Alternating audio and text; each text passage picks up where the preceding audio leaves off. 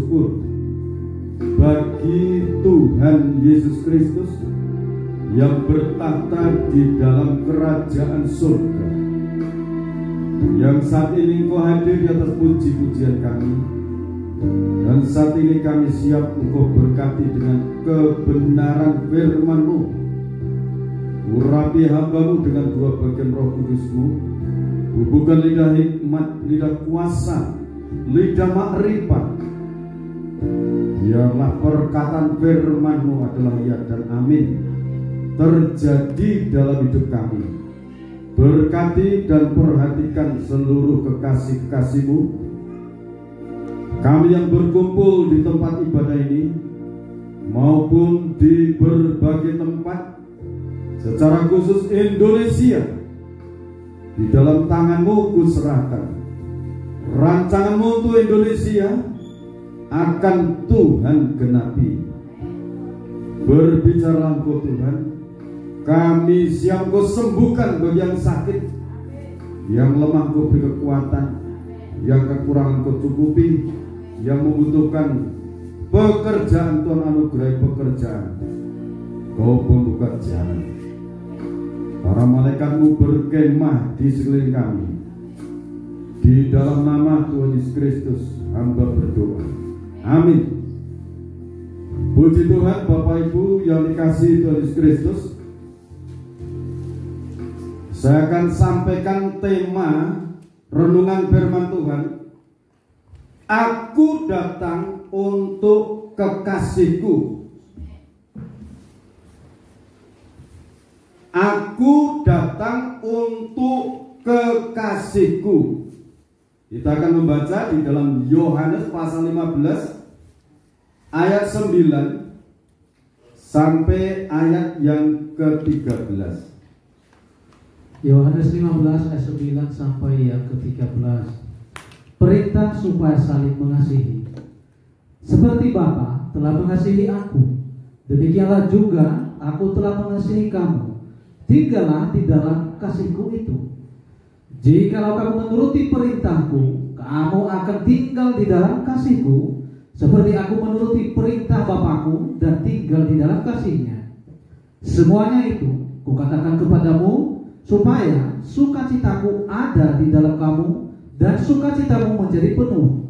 Inilah perintahku, yaitu supaya kamu saling mengasihi, seperti aku telah mengasihi kamu. Tidak ada kasih yang lebih besar daripada kasih seorang yang memberikan nyawanya untuk sahabat-sahabatnya. Terima kasih saudara. Saudara sangat diberkati Tuhan saat ini. Aku datang untuk kekasihku. Nah, kekasihnya Tuhan itu yang mana? Pertanyaan kan seperti itu.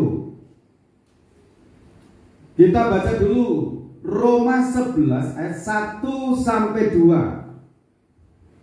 Siapa yang sebenarnya disebut kekasihnya Tuhan itu? Roma 11 ayat 1 dan 2. Maka aku bertanya, adakah Allah mungkin telah menolak umatnya? Sekali-kali tidak. Karena aku sendiri pun orang Israel, dari keturunan Abraham, dari suku Benyamin. Allah tidak menolak umatnya yang dipilihnya. Ataukah kamu tidak tahu apa yang dikatakan kitab suci tentang Elia waktu dia mengadukan Israel kepada Allah? Jadi yang disebut kekasihnya Tuhan itu keturunan Abraham, bangsa pilihan Allah, yang namanya secara umum itu disebut Israel.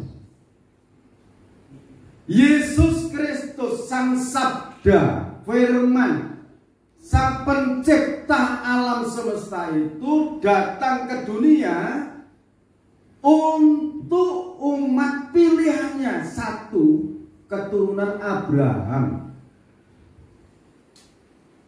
Tetapi mereka menolak, secara umum itu mereka menolak kehadiran Kristus di dunia ini. Siapa itu? Bangsa Israel secara umum. Ada yang sudah menerima, namanya Rasul Paulus itu, yang katakan tidak mungkin Allah lupa, tidak mungkin Allah menolak. orang yang dipilihnya. Jadi penolakan mereka itu merupakan perdamaian bagi dunia. Mereka nolak, tapi dunia mendapatkan damai yang dari Tuhan. Coba ya, ayat 15. Ayat 15. Roma tadi, Roma. Ayat 15. Sebab jika penolakan mereka berarti perdamaian bagi dunia, dapatkah penerimaan mereka mempunyai arti lain daripada hidup dari antara orang mati? Jadi kalau Israel secara umum itu bukan Kristen, saudara. Bukan Kristen. Jadi kalau ada orang mengkaitkan antara Kristen dengan Israel, itu kurang tepat. Tapi di sini suatu rahasia yang besar, suatu anugerah yang besar. Mereka itu menolak bangsa-bangsa yang lain itu mendapatkan suatu perdamaian. Amin. Mendapatkan anugerah damai dengan Allah, damai dengan sesama. Ini ya. Sebab jika penolakan mereka berarti perdamaian bagi dunia, dapatkah penerimaan mereka mempunyai arti lain daripada hidup dari antara orang mati? Israel itu menolak Kristus. Sampai penolakannya itu dia, Yesus Kristus, disalibkan. Amin. Disalibkan.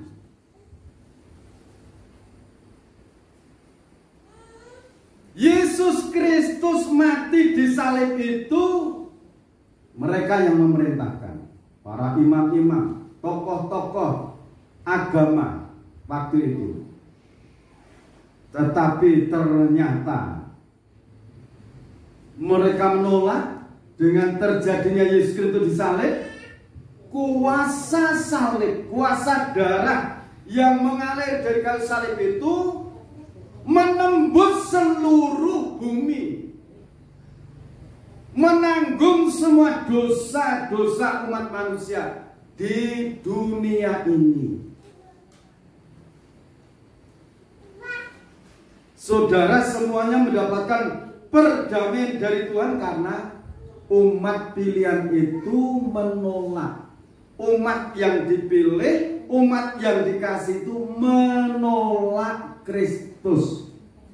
Sekarang yang kedua ini, kalau penolakan mereka merupakan perdamaian bagi dunia, apakah bisa diartikan lain? Kalau mereka nanti menerima Kristus, hidup di antara orang mati. Coba yang saya baca lagi ini. Sebab jika penolakan mereka berarti perdamaian bagi dunia, dapatkah penerimaan mereka mempunyai arti lain daripada hidup dari antara orang mati? Ini suatu pertanyaan dari Rasul Paulus. Dan hal ini nanti akan terjadi bahwa bangsa pilihan itu nanti juga akan menerima Injil Kerajaan Surga. Yang dipakai siapa untuk menjangkau mereka? Saudara, bangsa kafir yang akan dipakai untuk menjangkau mereka di saat Wahyu pasal 6 digenapi. Yang namanya di sana adalah kegerakan kuda putih. Hamba-hambanya dilengkapi dengan kuasa, hikmat, dan makrifat Allah. Ayat berikutnya, di tengah-tengah kegerakan kuda putih nanti akan meletus di sana terjadi peperangan dunia ketiga. korbannya 1/4 penduduk bumi mati. Itu kalau bicara perang dunia ketiga. Korbannya kitab suci ini Wahyu pasal 6 mengatakan korbannya 1/4 penduduk bumi mati. Jadi kalau saudara sekarang ini kebenaran firman ya, kebenaran firman. Di saat nanti bangsa pilihan itu menerima Injil Kerajaan Surga, menerima Yesus Kristus sebagai Tuhan dan Juru Selamat, di tengah-tengah himpitan, di tengah-tengah peperangan, hidup di antara orang mati. Yang bicara itu saat itu Rasul Paulus, orang Israel sendiri, keturunan Benyamin. Saya hanya menyampaikan ini kitab suci. Nah nanti kalau peperangan dunia keempat, ada lagi Wahyu pasal 9. Korbannya 1/3 penduduk bumi mati. Ini di kitab suci, kitab Wahyu pasal 9 itu peperangan dunia keempat. Sekarang kita akan membaca di dalam Yohanes lagi ya, Yohanes pasal yang ke-15 tadi. Ini diberitahu supaya kita ini tidak mudah-mudah ikut-ikut menghakimi. Haleluya. Nah, tidak ada kasih yang lebih besar, ayat 13, daripada kasih seorang yang memberikan nyawanya untuk sahabat-sahabatnya. Mereka, bangsa pilihan itu, keturunan Abraham, namanya Israel itu, menolak. Nah, penolakan itu membuat kita ini menjadi sahabatnya Tuhan, menjadikan kita ini kekasihnya Tuhan. Haleluya. Ya, sekarang kalau demikian, saya akan silakan bacakan ayat yang ke-14 dan 15, Yohanes pasal 15 ini. Kamu adalah sahabatku jikalau kamu berbuat apa yang kuperintahkan kepadamu. Aku tidak menyebut kamu lagi hamba, sebab hamba tidak tahu apa yang diperbuat oleh tuannya, tetapi aku menyebut kamu sahabat, karena aku telah memberitahukan kepada kamu segala sesuatu yang telah kudengar dari Bapakku. Jadi kita ini sekarang kekasihnya, juga disebut sahabatnya. Kenapa disebut sahabat? Telah diberitahu apa yang akan terjadi hari esok. Diberitahu oleh Tuhan. Sekarang Matius pasal 24 ayat 4 mulai, ini Tuhan memberitahu karena kita ini sahabatnya Tuhan. Saudara percaya menjadi sahabatnya Tuhan? Saudara percaya menjadi kekasihnya Tuhan? Karena apa? Israel menolak Kristus. Akhirnya kita membuka hati menerima kekasih. Kekasih bukan sebenarnya kekasih, kekasih surgawi. Dia datang yang pertama itu mengorbankan seluruh kemuliaan, keagungan, kuasa, kejayaan dilimpahkan untuk manusia lewat pengorbanan, lewat kuasa darah yang tercurah itu. Di dalam darah itu ada kehidupan. Di dalam darah itu ada rohnya. Kalau saudara menyebut kuasa darah Yesus Kristus, iblis dihancurkan. Iblis hancur kuasanya. Amin. Di dalam nama Tuhan Yesus Kristus, iblis nyangkut. Kuasa darah Yesus Kristus menghancurkan, menyingkirkan. Ini kemuliaan, kuasa, anugerah yang tiada taranya, tidak bisa dinilai dengan nilai rupiah. Kosong, dunia tidak bisa menilai. Karena Kristus itu adalah segala-galanya. Dia datang untuk melimpahkan kuasanya untuk kita lewat Paskah kemarin. Nah, ini kita diajak maju sekarang. Ini rahasia ini diberitahukan kepada sahabat-sahabatnya. Matius 24 ayat 4 mulai. Jawab Yesus kepada mereka, waspadalah supaya jangan ada orang yang menyesatkan kamu. Sebab banyak orang akan datang dengan memakai namaku dan berkata, Akulah Mesias, dan mereka akan menyesatkan banyak orang. Kamu akan mendengar deru perang atau kabar-kabar tentang perang. Namun berawas-awaslah, jangan gelisah, kamu gelisah, sebab semuanya itu harus terjadi, tetapi itu belum kesudahannya. Sebab bangsa akan bangkit melawan bangsa, dan kerajaan melawan kerajaan. Akan ada kelaparan dan gempa bumi di berbagai tempat. Akan tetapi semuanya itu barulah permulaan penderitaan menjelang zaman baru. Terima kasih. Jadi saudara itu kekasihnya Tuhan. Saudara itu sahabatnya Tuhan. Diberitahu segala sesuatu yang akan terjadi. Tanda-tanda datangnya kekasih surgawi. Kalau Tuhan sendiri mengatakan, Aku datang untuk kekasihku. Ini saudara memiliki ungkapan hati. Aku siap menyambut kedatangan kekasihku. Tanda-tandanya ini saudara amati. Mendengar deru perang, kabar-kabar tentang perang. Kalau saudara lihat berita, dengar berita, itu sudah digenapi. Satu persatu sedikit-sedikit sudah mulai digenapi.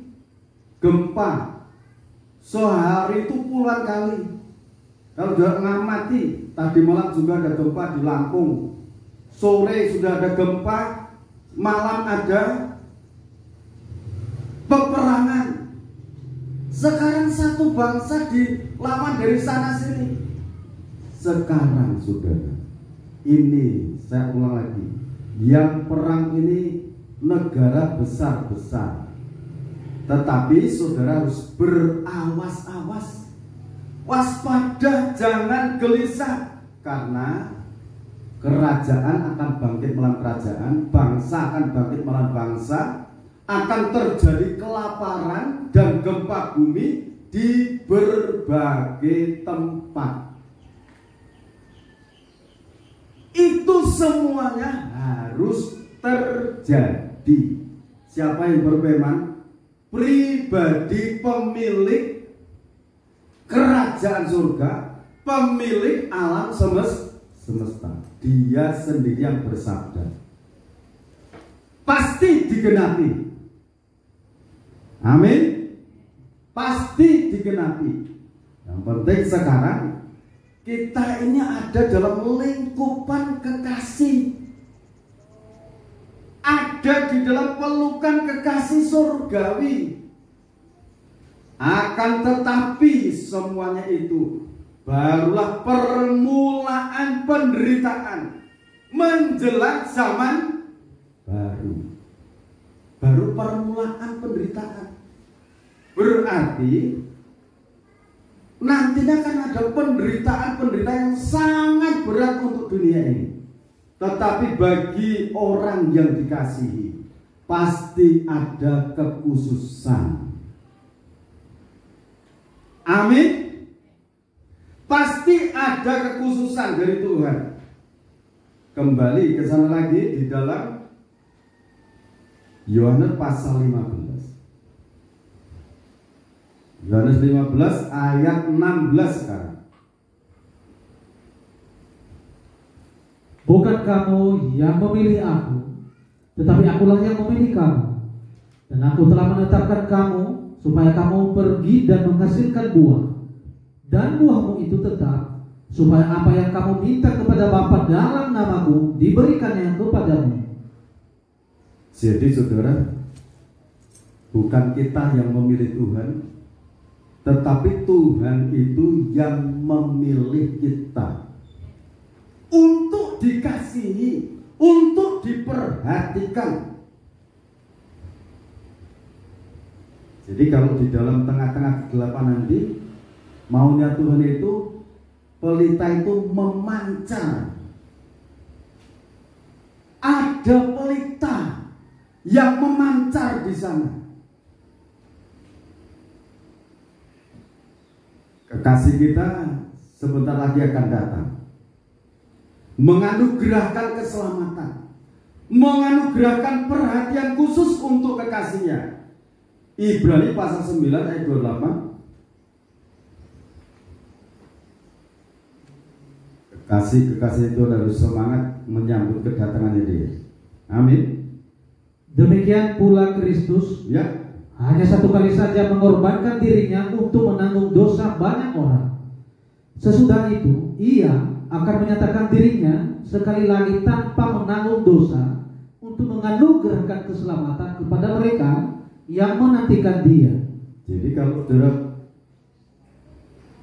baca dalam Ibrani ini dan Yohanes pasal 15 13, tidak ada orang yang mau mati untuk orang-orang yang tidak mentaati kebenaran. Tetapi Kristus ini mau mati untuk sahabatnya.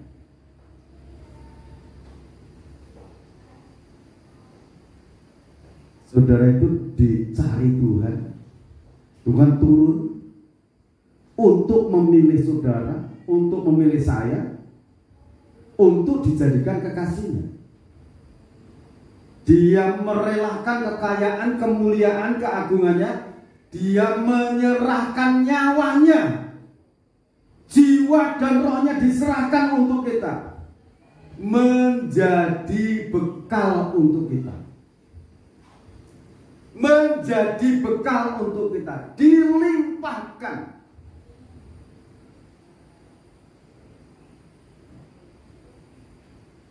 Kalau dibayangkan, direnungkan, tadi sudah disampaikan, di dalam darah itu ada roh, jiwa di situ, ada kehidupan. Kita tidak tahu proses penyalipan yang sebenarnya. Kalau film-film itu, film Yesus, membuatnya tidak persis yang dialami Yesus, lebih kejam pada kenyataan saat itu.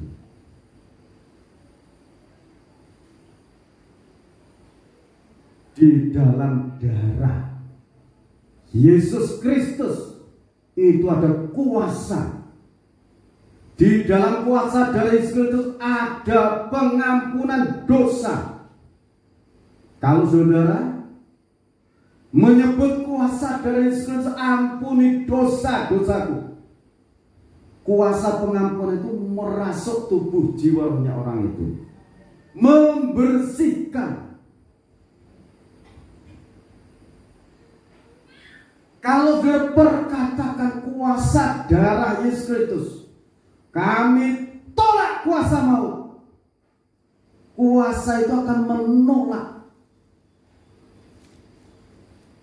Amin. Dan sebagainya.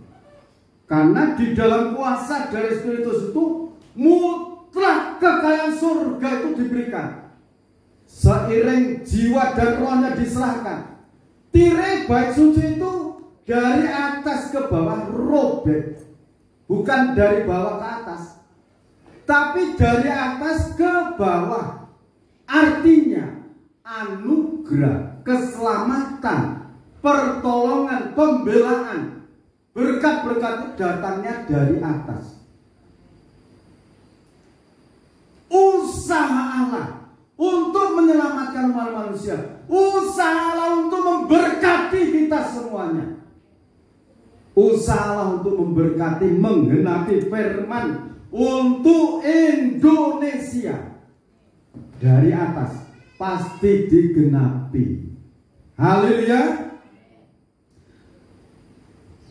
Kita perhatikan ini ayat. Demikian pula ya, ayat yang ke-27 ya.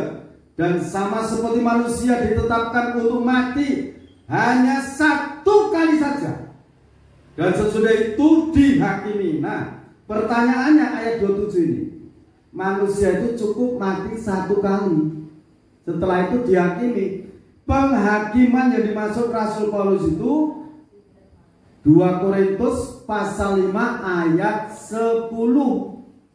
Penghakiman kursi Kristus, dihakimi untuk menentukan pahala, anugerah, kemuliaan yang selama ini saudara berjuang, berjerih-lelah mengiring Tuhan, berkorban, itu saudara nanti akan mendapatkan pahala dalam 2 Korintus pasal 5 ayat 10. Ini yang dimaksud Ibrani pasal 9 ayat 27. Kalau sudah dihakimi ini, tidak masuk penghakiman Wahyu pasal 20 ayat 11 sampai 15. Itu penghakiman bagi orang-orang yang menolak kasih karunia. Saudara, sudah tulis baik-baik, jangan sampai nanti sudah membaca 2 Korintus pasal 5 ayat 10, lantas sudah ketemu lagi Wahyu pasal 20 ayat 11 sampai 15. Saudara bingung? Jangan bingung. Bagi orang-orang yang menerima Kristus, tadi dalam Matius pasal 24 katakan ayat 8, semuanya itu harus terjadi menjelang zaman baru. Jadi orang-orang yang menerima Kristus itu disediakan tempat yang baru nanti. Ya, ayat 8, demikian pula Kristus hanya satu kali saja mengorbankan dirinya untuk menanggung dosa banyak orang. Sesudah itu ia akan menyatakan dirinya sekali lagi tanpa menanggung dosa, untuk menganugerahkan keselamatan kepada mereka yang menantikan Dia. Kristus sudah satu kali datang, tinggal yang kedua kalinya untuk menganugerahkan keselamatan bagi kekasihnya yang menantikan Dia. Sebab itu dengan tanda-tanda yang diberitahu oleh kekasih surgawi itu, Matius pasal 24 ayat 4 sampai ayat 8 tadi, saudara renungkan itu. Berarti kekasih surgawi hampir datang. Kita harus siap siaga menyambut kedatangan Kristus yang kedua kali. Kekasih surgawi. Hari-hari ini Dia sangat memperhatikan kita dalam segala hal. Terapkan kuasa dari Yesus Kristus. Kalau di dalam ayat ini saudara,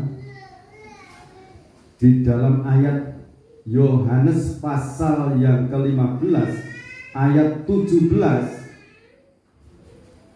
inilah perintahku kepadamu, kasihlah seorang akan yang lain. Kita saling mengasihi sebagaimana Bapa surgawi telah mengasihi kita. Kita nyanyikan pujian, Aku Relakan.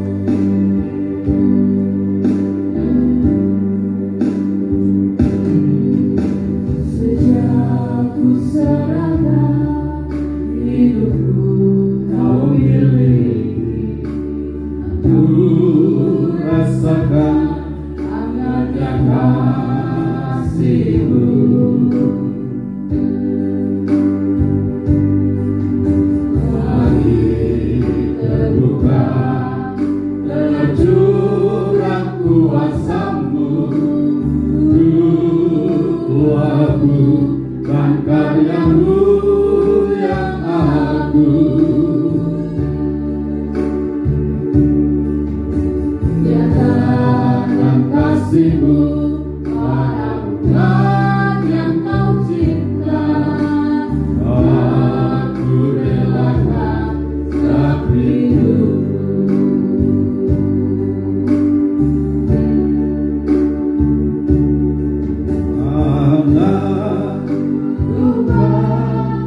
Kaulah yang terima semuanya,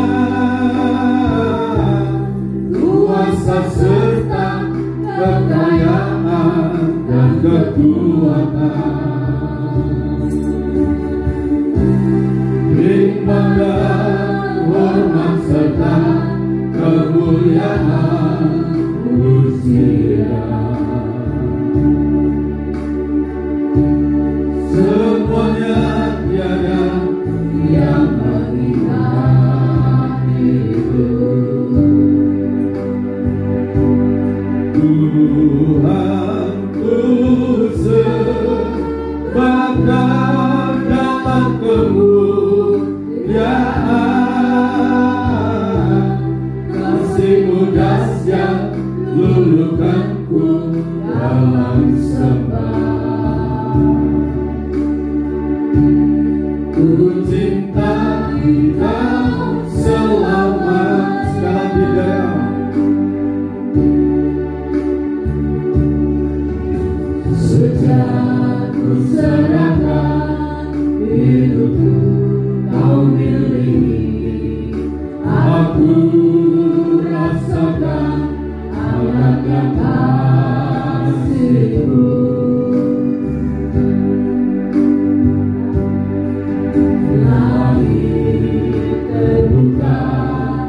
Tercurah kuasa-Mu untuk lakukan karya-Mu yang agung.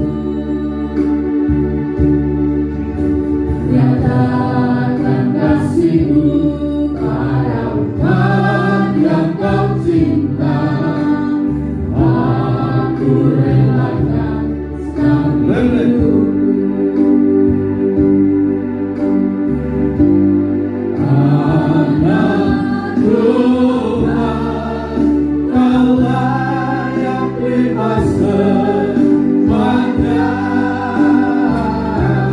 Kuasa serta kekayaan dan kekuatan.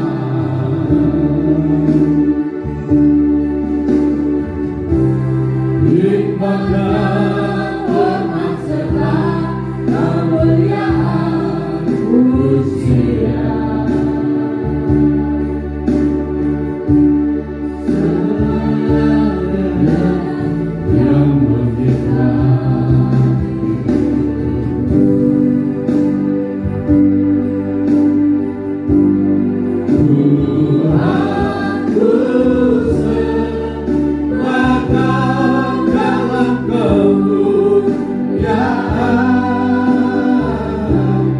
Kasih-Mu dahsyat luluhkanku dalam sembah.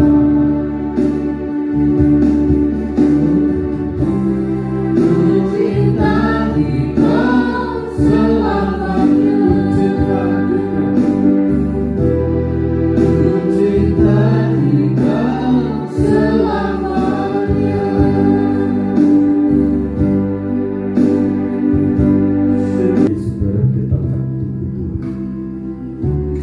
Terima kasih Tuhan Yesus buat pengorbanan-Mu di Kalvari. Kekuatan yang maha dahsyat kami terima saat ini. Dan ketika mereka sedang makan, Yesus mengambil roti, mengucap berkat, memecah-mecahkannya, lalu memberikannya kepada murid-muridnya dan berkata, ambillah, makanlah, inilah tubuhku. Kita makan bersama-sama dalam nama Tuhan Yesus Kristus.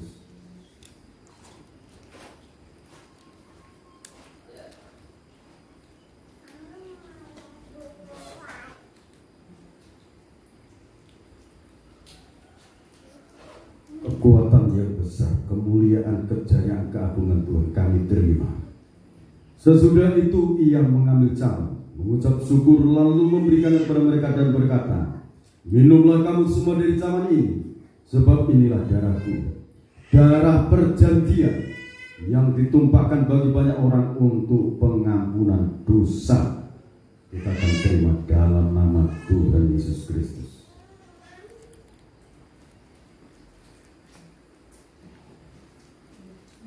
Kemuliaan nama Tuhan Yesus Kristus. Anak-anak sekolah dari TK, SD, SMP, SMA, dan setara, baik mereka yang dalam perguruan tinggi diberkati kesuksesan, dan ada yang dibutuhkan Tuhan cukupi, limpahi kekayaan kemuliaan dalam kehidupan anak-anak. Di dalam nama Tuhan Yesus Kristus, seluruh doa-doa kami aturkan kepada-Mu.